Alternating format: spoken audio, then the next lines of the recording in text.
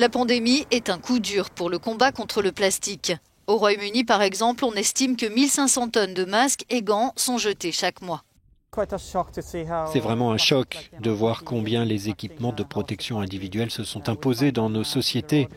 On les trouve le long des routes, un peu partout. Pendant le confinement, j'en retrouvais très souvent par terre, dans les parcs.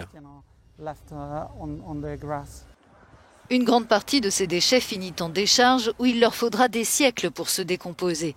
Mais beaucoup sont abandonnés n'importe où, voire dans la nature, ce qui impacte nos écosystèmes. Les masques ont rejoint les sachets parmi les produits en plastique les plus courants. Une organisation estime que 102 millions d'entre eux sont jetés à la poubelle au Royaume-Uni chaque semaine. Une quantité suffisante pour couvrir totalement 232 terrains de football. Le conseiller municipal Clyde Loakes, qui préside l'autorité de gestion des déchets de Londres Nord, invite à agir.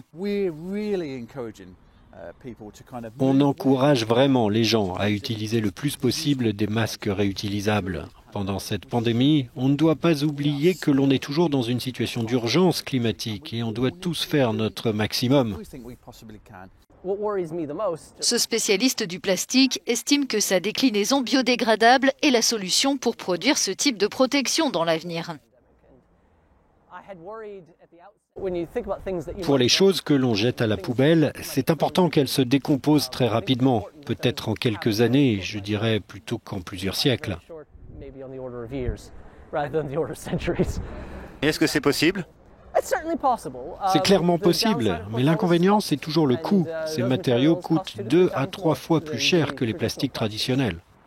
Les industriels du plastique ont montré leur capacité de résistance. Au début de la pandémie, leur organisation European Plastics Converters avait demandé à la Commission européenne le report d'1 an de la directive qui limite l'utilisation du plastique à usage unique sans l'obtenir.